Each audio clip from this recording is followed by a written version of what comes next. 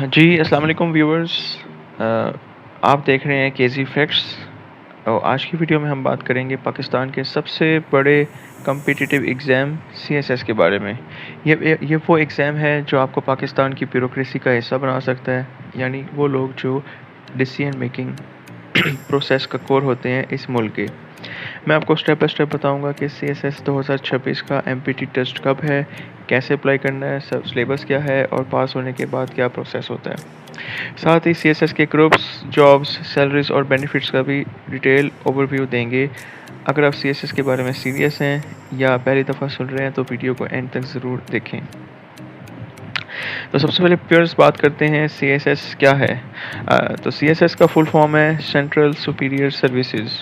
ये एफपीएससी यानी कि फेडरल पब्लिक सर्विस कमीशन का एग्ज़ाम है जो हर साल होता है। हर पाकिस्तानी सिटीज़न जो एज लिमिट और क्वालिफ़िकेशन मीट करता है वो इसमें अपेयर हो सकता है। सीएसएस क्लियर करने के बाद आप पाकिस्तान के टॉप 12 ऑप्शनल ग्रुप्स में से किसी एक में रिक्रूट होते हैं। ये वो लोग हैं जो ministries, foreign embassies, police, tax departments और ब्यूरोक्रेसी का हाई लेवल पोस्ट पर होते हैं। तो इसके बाद हम बात करते हैं सीएसएस के स्ट्रक्चर की कि इसका एमपीटी टेस्ट और रिटन टेस्ट क्या होता है। 2022 से एफपीएससी ने सीएसएस का प्रोसेस में एक नया स्टेप ऐड किया है, एमपीटी यानी कि एमसीक्यूज़ बेस्ड प्रिलिमिनरी टेस्ट। ये बेसिकली एक स्क्रीनिंग टेस्ट होता है जो 200 नंबर का होता है। पासिंग मार्क्स इसमें 66 होते हैं, यानी कि सिर्फ 33% आपको मार्क्स चाहिए होते हैं पास होने के लिए। और मेरे एनालिसिस के मुताबिक हर 100 में से तकरीबन 90 to 95 लोग इसको इजीली पास कर लेते हैं। और इसमें वही सब कुछ होता है जो आप बचपन से लेकर मैट्रिक इंटर तक पढ़ते आए हैं। तो व्यूअर्स, एमपीटी टेस्ट पास करने के बाद ही आप सीएसएस रिटन एग्जामिनेशन के लिए अप्लाई कर सकते हैं। सीएसएस का जो रिटन एग्ज़ाम होता है वो 1200 नंबर का होता है, जिसमें 6 कंपलसरी और 6 ऑप्शनल पेपर्स होते हैं। कंपलसरी में English essay, English precis and composition, Pakistan affairs, current affairs, Islamic studies और नॉन मुस्लिम्स के लिए जो होता है वो comparative religion for non Muslims होता है और जनरल साइंस एंड एबिलिटी शामिल होते हैं।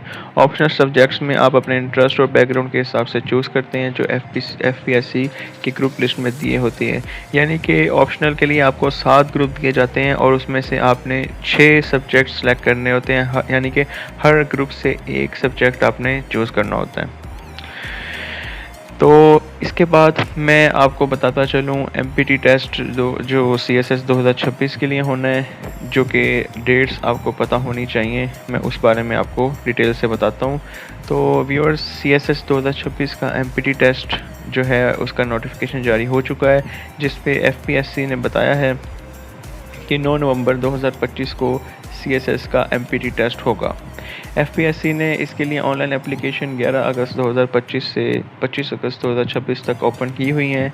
इस डेट रेंज में आप एफपीएससी की वेबसाइट पर जाकर अप्लाई करेंगे और इसकी फ़ीस सिर्फ़ और सिर्फ 250 रुपये है, जो आपने बैंक में जमा करवानी है और ओरिजिनल चालान अपने पास संभाल के रख लेना है, क्योंकि जब आप एमपीटी टेस्ट 9 नवंबर को देने जाएंगे तो आप ये ओरिजिनल जो चालान है वो साथ लेकर जाएंगे और वहाँ पे जो सुपरिटेंडेंट आपका एग्ज़ाम कंडक्ट करेगा उसको आप ये सबमिट करेंगे।